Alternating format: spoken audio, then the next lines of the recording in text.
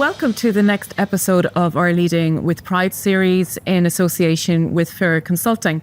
My name is Maureen Lynch. My pronouns are she, her. I'm MD of Hayes Ireland, and I'm delighted to be joined today with my Roman. Welcome, Roman. How are you? I'm good, thank you. How are you? Good, great.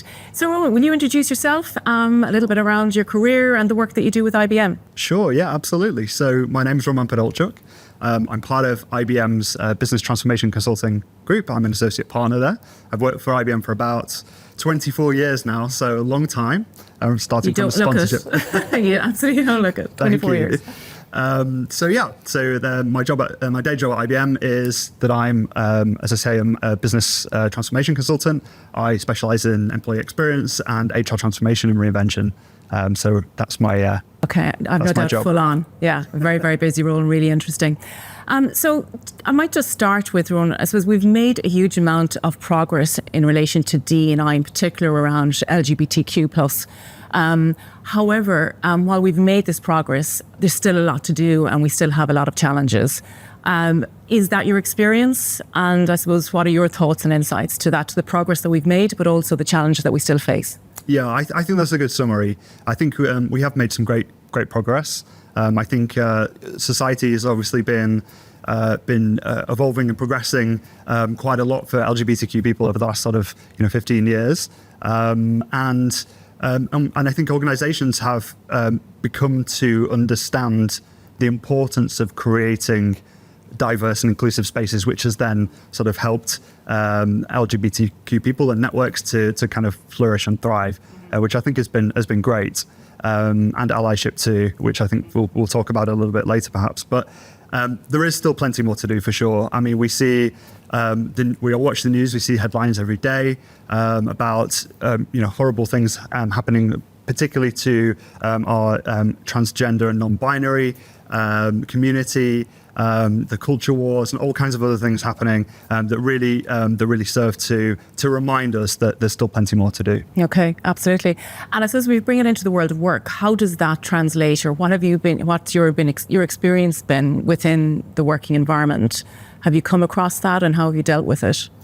Yeah, so I think on the whole, because of the progress that we've made in recent years, I think organizations now are creating more inclusive culture, and I think what that's helping to do then is for people to understand that actually to be part of these cultures, you also need to be kind of promoting inclusion, because it's really healthy and important for organizations. So I think at Woke, I think we've spent a lot more focus in recent times on, firstly, allyship, making sure that everybody understands the value and importance of diversity and inclusion, but then also focusing specific initiatives on key communities, as I mentioned, like our trans and non-binary communities as well, who've really felt the heat a lot, particularly kind of societally and culturally in recent times as well. So a lot of the efforts and events and spotlights we've done to focus in more recent times have been on the really marginalised parts of our community.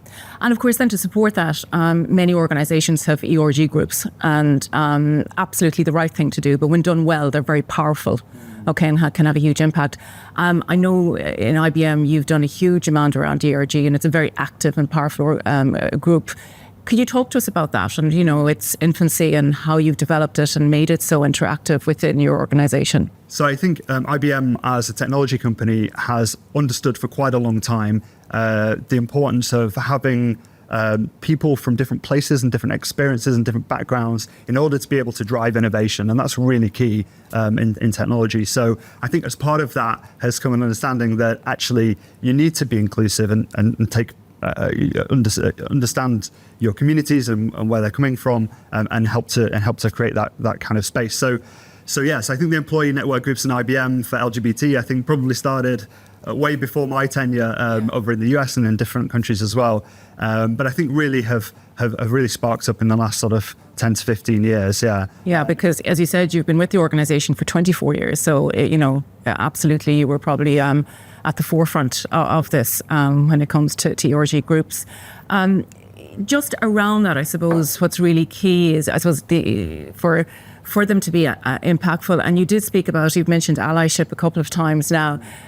You were a co-founder of an allyship program in IBM, and I suppose that's the first time I've heard of an actual program. Of course, we speak about allyship, but a program. So why did you develop a program? And again, what is the impact and has it worked? And again, if you could share with those of us that are watching and listening today. Sure, absolutely. Well, I'll be very honest here and say that we had tried to start ally programs before, and had, I'm specifically focusing on LGBTQ population for now, but and I think we had only limited successes, partly because I think the way we went about it was to ask the rest of our colleagues if this was something that they cared about, would they sign up to be an ally, usually during Pride Month, and then things kind of tailed off after that. So we took a different look at it back in 2017. I was very, very fortunate to work with an amazing co-founder and friend of mine, Bella Bardswell.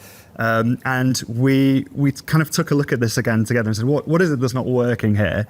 And we kind of realized that firstly, being an ally isn't just for Pride Month. It needs to be something that people are doing every day.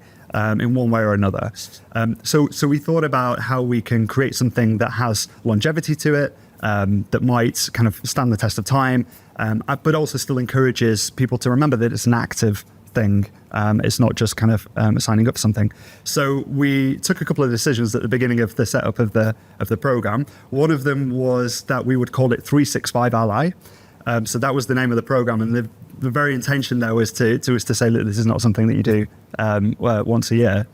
The other thing that we did was that we used rainbow lanyards, as a lot of organizations do, but we designed our own, and we also made it necessary to go through a series of tasks or commitments in order to receive your lanyard, because we realized that giving them away for free, in some ways they lose a bit of value, and actually what we wanted to do is to get people to commit, but also get people to have something to talk about as well.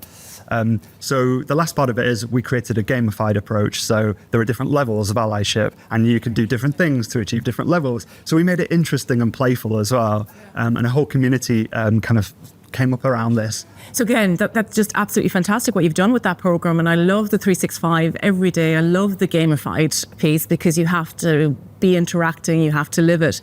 As they say, ally's a noun, isn't it? Could you talk about what type of, what kind of requests do you make on people to make sure that they are involved or to move through the levels? Yeah, for sure. Well, the first thing was achieving the lanyard, which is your status as kind of ally. So what we did was we asked people to do three things.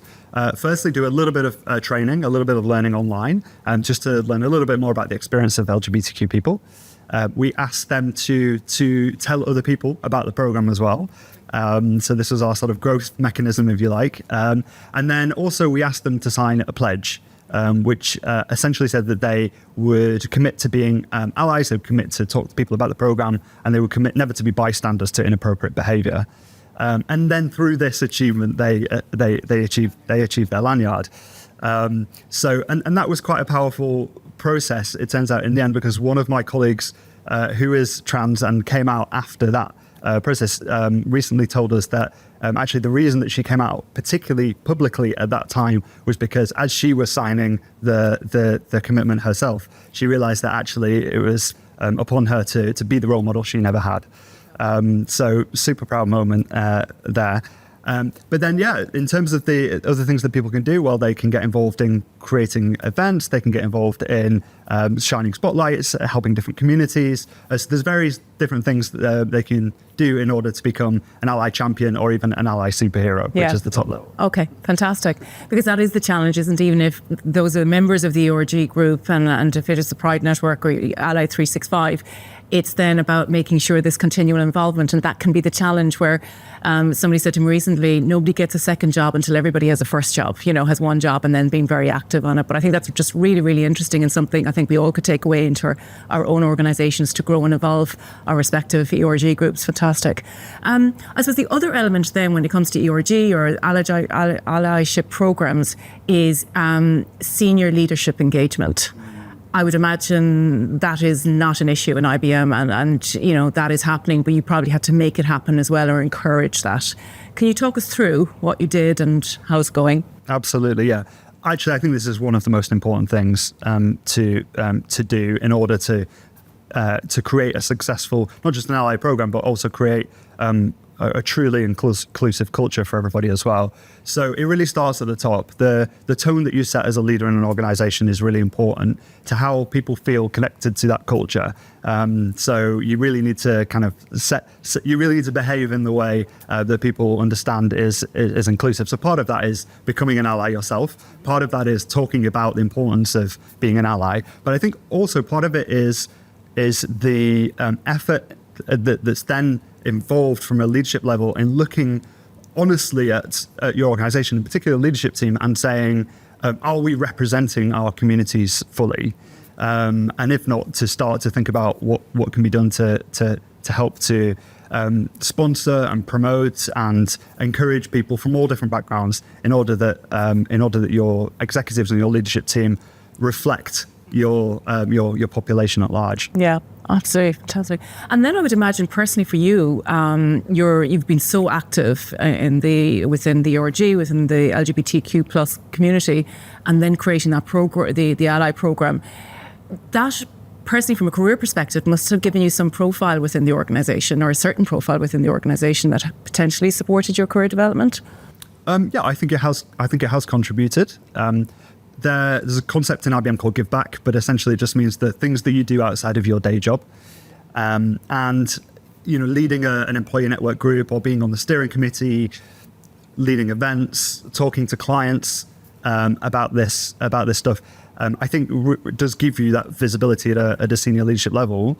And I think it also gives you the ability to demonstrate your capability for community building, for team building, for executing on plans, for making things happen. So it's not just you become famous because you're a figurehead for something, but because you actually achieve change as well. So it's definitely an important part, I think, of an ERG's should be an important part of an ERG's responsibility, really, to make sure that people have the opportunity to develop and get that visibility and sponsorship in the senior leadership. As well as the promoting of doing the right thing. And I suppose then maybe to come towards the end of our discussion, it's always good to get a bit of advice from somebody with this as experienced as you. So as an employer, if you were somebody, you know, starting out in the ORG or looking at D&I within the world of work, particularly LGBTQ+, what advice would you give to an employer who are potentially at that stage? I think the first thing is to start where you are. So it's very easy to look at the things that maybe big established organizations have done in this space and think, oh, it's going to be really hard for us to get there. But I think it takes small steps at a time. So focus first on what you can achieve in your area, and think about who you can get on board, and if you can get a senior executive or leader on board from the beginning as well about what you're trying to do, then that will also really help to create the space to create a community and an organization that can grow.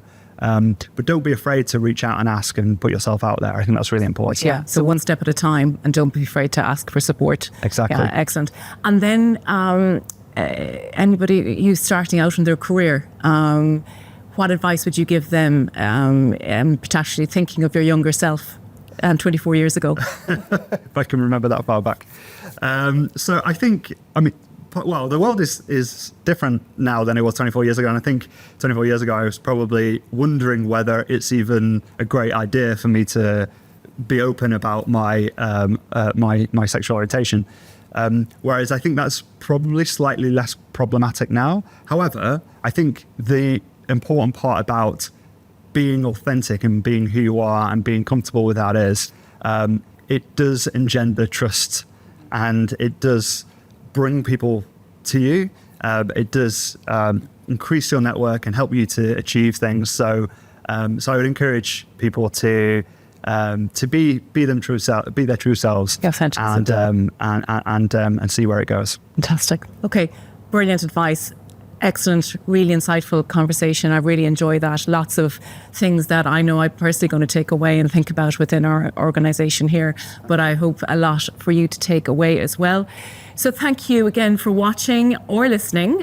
We hope you enjoyed the conversation. Make sure to subscribe to our YouTube channel for more episodes, or via Spotify or Apple Podcasts. Of course, if you would like any further pointers on what was being discussed or was discussed today, please visit hayes.co.uk and or hayes.ie, or of course fairconsulting.com.